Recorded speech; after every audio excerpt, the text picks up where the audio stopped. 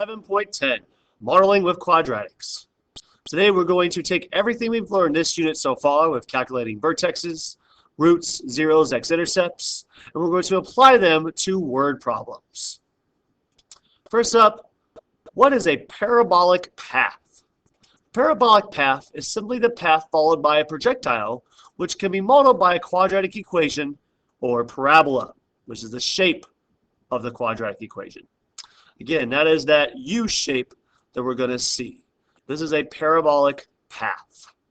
Okay? All objects in life, whether you throw it, whether it shoots up, anything, especially sports, follow this parabolic path. Oops, I am bad. Some points of interest. So these are the things that we're going to be looking for that they're going to ask for. So they ask for the height. They're looking for the y value, which means the y-axis, or the y value of that point. Okay? If they ask for like distance or time or how long something happens, that is the x value of that point. Okay? These are all good key things you're going to want to know when we look at our questions. The starting height. They ask what was the initial height of the ball, or where did the rocket start at, or whatever. You're looking at the y-intercept. Simply just plug in 0 for x and solve. When they ask for the highest or lowest or maximum or minimum, they're asking for the vertex. So calculate your vertex. And if they ask, excuse me, whoa, if it's going to hit the ground, or when time it's back on land, or when it's going to hit something, either be third base or whatever, that is looking for the zeros or the roots, or also known as the x-intercepts, which I'll put again, because we know that all three of those are the same. Okay? To get those, you might have to factor or use a quadratic formula. I would highly recommend just doing this, because it's quick, it's just plug and chugging, and you get your answer. You can use your calculator for most of it. So these are the points of interest that we're going to look through when we look at our word problems today. First one up, number 1. The Diamondbacks outfielder, David Peralta, throws the ball to third base. The parabolic motion can be modeled by f of x equals negative 16x squared plus 36x plus 5. Time x is in seconds, and f of x is the height. Also know that f of x is really just also the y. They want us to find the following. First, what is the highest point of the ball's path? So first off, let's get some key stuff out of the word problem. We have our function that we're going to be using. We have that time is in seconds, and we have that f of x or y is the height. And the question they're asking us first is the highest point of the ball's path. Keyword there is highest. Well, we go back to our notes, and I can do this again if you need to, but when it wants the highest point or lowest point, it wants us to find the vertex. So we need to then get that vertex going. If I could get my pen here, there we go. So this right here is indicating that they want you to find the vertex. Well, this is in standard form, so you got two different ways. You can complete the square and get it in vertex form, or simply just do your vertex formula when it's in standard form, which is what I'm going to do here. I'm going to take the equation, get my a, my b, and my c value, and I'm going to plug it into the vertex formula, which is that x equals a negative b over 2a. Not the quadratic formula, but the vertex formula. Plug it in, that'll be a negative parentheses 36 over 2 times a negative 16. Get our calculator out to work this out. So let's see, we have a negative 36 being divided by 2 times a negative 16. Okay, I cannot do my calculator right. I got to press the fraction one first. That might help, right? Might make it a little bit easier to do. I think it will. Yep, now it looks good. And I get 9/8. Yuck. This is not pretty, but we'll deal with it. So let's make that a decimal. And I get about 1.125 for the x value. They want the highest point, which means they want the whole vertex. Okay? Or actually, really, they want the y value here. So we need to get the y value. So we got the x value, and now plug it back in to find the y value. And since we have calculators, thank goodness, because that makes this decimal math a little bit easier. So we'll go ahead and plug that in to find out. So negative 16, parentheses, 1.125 squared. What is it? Plus 36, 1.125 and then plus 5. Of course, I know you're not putting in a calculator now because you're just waiting for me to answer it because you're like that. It's okay. I still love you. And we get 25.25. So what is the highest point of the ball's path? It is 25.25 feet high.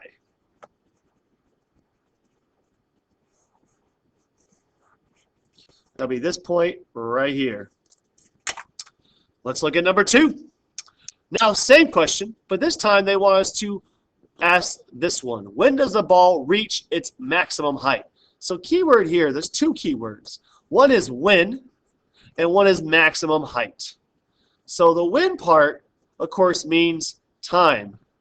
The maximum height, of course, is the vertex. Well, didn't we already just calculate the vertex? I think we did. We got the vertex. It was 1.125. So our vertex here was 1.125, comma 25.25. Well, do they want the x value or the y value? Well, the x value is, of course, our time in seconds, which we highlighted above beforehand. So we know when the ball reaches maximum height at 1.125 seconds. So sometimes calculating work for the other problems help the other questions out easier. So there we go. Now moving on to part C. At what height did the outfielder release the ball? So keywords here, again, height, which means I'm going to look at y values. And then keyword release the ball. Well, luckily there's a picture for us, and we can see the picture releases the ball right here. Whoa, that looks like it's on an axis. Whoa, are you asking and telling me it's the y-axis? Yep, this is looking for the y-intercept. So, again, we take our function, and to find the y-intercept, we're going to plug in 0 for x. So 0 squared plus 36 times 0 plus 5. Well, this equates to 0, this equates to 0, and 0 plus 5 is what? That's right, 5. So at what height did the outfielder release the ball? At 5 feet. And that lets me know that I just got a text from my wife. Moving on now. Part D. How long does it take for the ball to reach the third baseman? This is where the ball will end up at, meaning at the end of its travel, which means as the outfielder throws the ball, even though he's standing on a mound, it's really weird, he's going to hit it right here. That's where third base is going to be. So therefore, it looks like we're trying to hit the x-axis, or otherwise known as the x-intercept, which is also known as the root, or 0. So we need to find those, or actually they're all the same. Well, we talked about how we can find those, and I'll scroll back just in case you forgot because you weren't paying attention beforehand, or you were, and Mr. Coach, why are you going back? To find the ground, roots or zeros or x-intercepts, we're looking at using the factoring or quadratic formula. I will tell you to use the quadratic formula because sometimes these aren't factorable and are not fun to factor. So we're going to use the quadratic formula. So write down my equation. Get my A, B, and C value. A, B, C. Get my quadratic equation out. X equals negative B plus or minus the square root of B squared minus 4AC all over 2A. And now substitute every variable that needs to go in for the A, B, and C. So we're going to have a negative 36 plus or minus the square root of 36 squared minus 4 times negative 16 times 5, because that's my A and my C, and that's all over 2 times a negative 16. Let's continue that fraction bar because I try and do it short. There we go. Get our calculator out. Know that the plus or minus means we have 2 answers we got to find and do this twice. We've done this once before. I would use your calculator quite a bit for this. So here I go. Negative parentheses 36. There's another text from my wife. I love her so much. 36 squared minus 4 times A, which is negative 16, times 5. I hope you're putting this in your calculator because on test day, I ain't helping you and no one else will. My first answer I get, and since it looks really weird as a radical, which makes no sense since we're looking at how long, and I totally forgot to highlight some words here, how long, oops, I don't want that color, yuck, that's a small eraser, we'll work it. So how long and then, of course, reach third baseman. So those are our key words. How long, meaning time. And then third baseman, meaning our x-intercepts. So we're doing that, and I'm going to press my FD to get the decimal. My first decimal I get is negative 0.1. Now I'm going to change that plus sign in the equation to a negative, just like we've done before. And if you're lost, you might want to raise your hand and ask for help right now. And I get my other answer of 2.4. Well, since time can't be negative, this makes no sense. So our answer is going to be this. So now we know how long it takes for the ball to reach their base. It takes 2.4 seconds.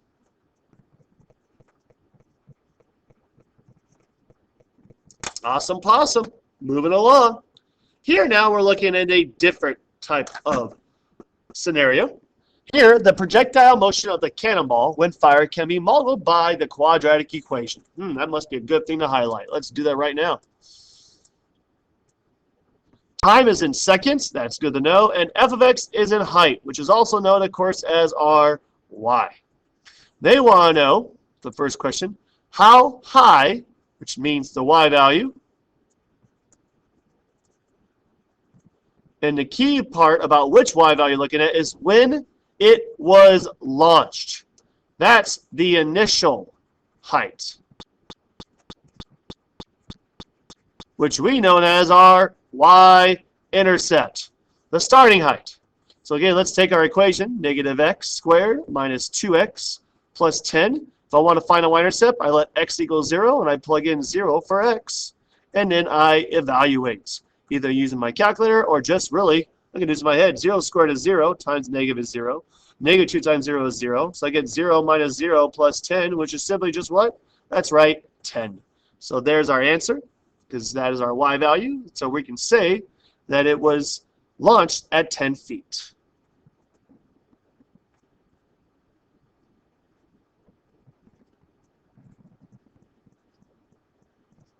So again, it's really just depicting what the words are asking for and knowing which key feature they're asking. It's either y-intercept, vertex, or x-intercepts. So just think of it, x-intercept is usually ground, or when I hit something at the end. Y-intercept is usually the starting height or initial height or when it was launched or what they jumped from, that type of stuff. And of course, the vertex is, of course, what was the maximum height or the lowest height that something reached. Let's look at B. How long is the cannonball in the air? So here we're looking at calculating, of course, air time. So first off, how long is, of course, meaning time. In the air, of course, meaning, well, when's the ball not in the air is really what you're asking. Because when the ball is in the air, it's right here. I'll highlight it when the ball is in the air on this one, if I can get my highlighter. There we go. The ball's in the air from here. Come on, you pen here. There we go. All the way until it hits ground. Keyword is when it hits the ground.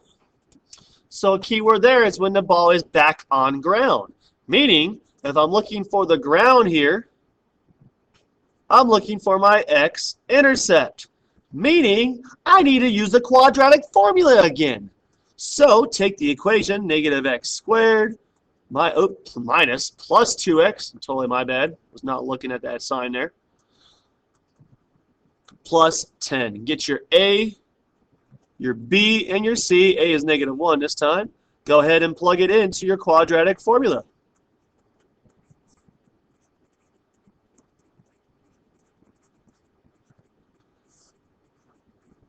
Get your A's where they go. Well, first off, B's go here, negative 2, A's, negative 1, and of course 10. Again, I would hope you have paused this video and see if you can find the x-intercepts on your own rather than me do it, but I know you're just waiting for me, so let me try to get this as quickly as possible. Or maybe I should just take forever. I don't know. I haven't decided yet. I mean, you know, maybe I'll just not even do this anymore. I mean, because I know you're not going to do it, but you know you should do it, but you're not doing it. Maybe you are. I love you. You're awesome. First answer I get when I convert it to a decimal, because of course the rational answer makes no sense when we're looking at word problems. I get negative 4.3. Now that doesn't make sense because time can't be negative, so I got to find the other answer. changing that plus sign to a negative because there's two answers I got to find. And then I get 2.3. Well, since again, like I said, time can't be negative, so there's our answer right there. That is our air time, because that's when it hits the ground right here at 2.3 on the x-axis. So there we go. How long is a cannonball in the air? For 2.3 seconds. Again, it's all in the key words to know what you're going to calculate when you're going to calculate it. All right, I think I've done enough examples here. We're looking at a different scenario, this time with a person jumping off a ramp on a motorcycle. So I want you to go through 3, which is A, B, C, and D, and get your answers for these, please. So I'm going to go ahead and pause this video and have you try number 3A out. Unpause it when you want to check your answer. Pause this video now, please. Here's the correct work and answer for part A. They wanted at what asked for the highest point, meaning the vertex of the biker's path, and we're looking at finding the y value of the vertex. So we took our equation they gave us, we found our A, B, and C, plugged it into the vertex formula to get the x value of the vertex, and then plugged that value right here back into the equation to get our y value, which is, of course, our highest point for this jump biker guy thing. Now, part B. At what height did the biker jump from? This is asking for that initial height, which is, of course, the y-intercept. Pause this video and get this answer now, please. Correct answer for this one is 27 feet. So we know that because, again, it was the y value of the y-intercept. That is where the biker jumped from. We can also see in our picture, this is the start of the ramp where the biker jumped, which is on the y-axis, which, again, is the y-intercept. Plug x in for 0, and solve. 27 feet was the height this biker jumped from. Part C. When does the biker reach the highest point? Well, highest point is, again, a key word for the vertex. And then it says when. That is a key word for which unit you're looking for. And when I say when something's happening, that is, of course, time, which is the x value of that vertex. Well, I think we calculated vertex in the back one, so go ahead and pause this video and answer this question to the best of your knowledge. No, I mean it, pause this video. Like, try these out, please. You're awesome. And there we go. At 2.5 seconds, this biker reached his highest point. Now, we calculated the highest point already, so we actually already had this value. We just looked back up. Like I said, sometimes calculating the information for one problem can help you with the other. And then the last one for number 3 is, of course, D. How long is the biker in the air? Keywords here, of course, how long, and, of course, in the air. That's another name for when is the biker not on the ground, so we want to find out when he's going to hit the ground. So how long is, of course, your x value, and is, of course, time. When it's in the air, we're looking, of course, when he's going to come back to Earth, which is going to be our x-intercept, our root, or 0. Well, how do we find those? Good old quadratic formula. So go ahead and find your roots or your x-intercepts to find out how long the biker is in the air. Pause this video and finish this problem. Correct answer for D, after doing that quadratic formula, would be the 8.3 seconds, since negative 3.3 can't make sense since time can't be negative. So this biker was in the air for 8.3 seconds. It's pretty good air time right there. That's actually pretty long. Even though you might not think it is, that is pretty long. Now, let's model with the x-axis as distance. Same type of problems. It's just now the x-axis is, of course, going to be distance and not time. So we got to make sure we're looking at modeling it with our saying it's feet rather than seconds. So here again, we've seen a problem like this before. The projectile motion is following this equation. So here we go. That's our path of our projectile. They want to know how far, and then it's the cannonball from the cliff. Keyword from the cliff when the cannonball landed. So where does a cannonball land? Right here. Where's the cliff? Right here. So we want to find that distance. Okay? That distance is, again, on which axis? That's right, the x-axis, which means we want to find the x-intercept. Again, these are probably tricky, but again, look at the key words and maybe drawing pictures help if there's no pictures to find out what you're asking for. So this one's asking for, again, the quadratic formula, okay? So when the cannonball land, that's, again, the x-intercept, because that's when it's on ground. How far is going to be, we would think y value, but we're looking at our x value, which is going to be in feet. So let's go ahead and find the x-intercept of this problem. So negative x squared minus 2x plus 40. Get your a, b, and c. A is a negative 1, b is a negative 2, c is 40. Go ahead and plug that into the quadratic formula. So it'll be a negative parentheses negative 2 plus or minus the square root of negative 2 squared minus 4 times a negative 1 times 40. And that is all over 2 times a negative 1. Go ahead and get your two answers using your calculator. Of course, I hope you're putting it in because I'm putting it in right now. It'd be really nice to know if you know how to do this, since we are doing this quite a bit and probably will be for our tests. And actually not will be, you will be using it. And by then, I can't help you because it's test time. So raise your hand if you need help. That is what you need to be doing. Got my plus 1 enter first. I get negative 7.4. Makes no sense because feet can't be negative or distance can't be negative. Even if I travel backwards, I'm still traveling a distance of feet that's, like 5 feet backwards. I don't say I travel negative 5. It doesn't make sense. So I got to change it, get that other sign back, get a minus sign, and I get 5.4. That makes more sense. So there's our answer. So therefore, we now have how far from the cliff did the cannonball land? 5.4 feet. It's a pretty pathetic cannonball for it to fall that far from the cliff. The next one here, part B, is very unique. This one's asking how far down. So now I'm looking at, of course, how far down did the ball go, which that to me looks like my y value. Well, if I only knew the initial height of that, wait a minute, I do know the initial height of this because that's my y-intercept. Wow. So how far did the cannonball fall when it reaches the ground? Well, again, that's asking for this time, and it's tricky on this one. But if you draw a picture and actually did what I just did, I just realized that all it's asking for is the y-intercept.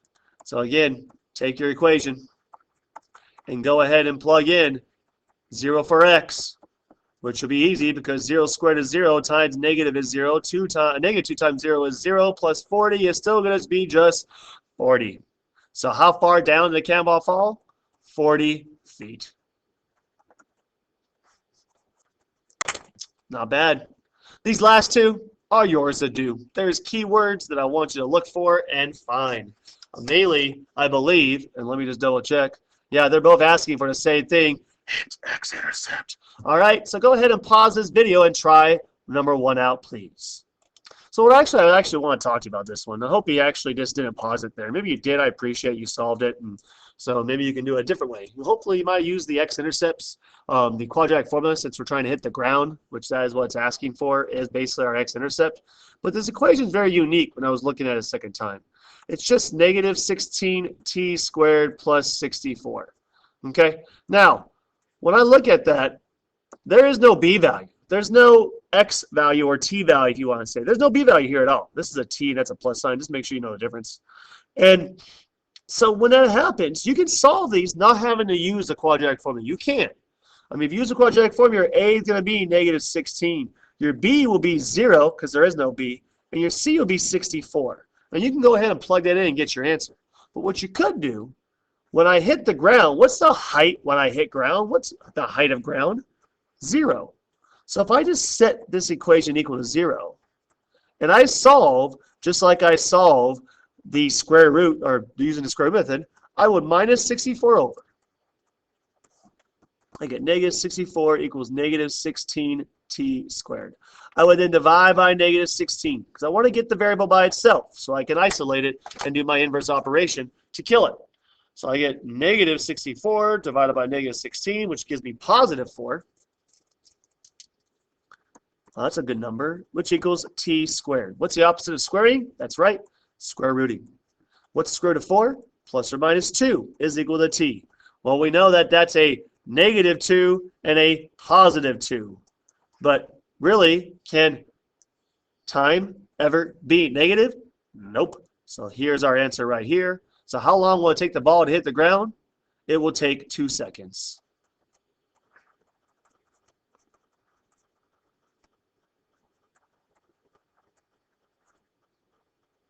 Now you could use, again, the quadratic formula, and you should get -2 and +2 as your answers, and then, of course, go with +2 since time can't be negative.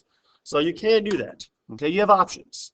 But since there's no b value, now just isolate the variable then, which, of course, explains this one. So I'm going to let you try this one out on your own, for real. Pause this video and try it out. Correct answer for number 2 is, again, 2 seconds. Kind of funny how that worked out.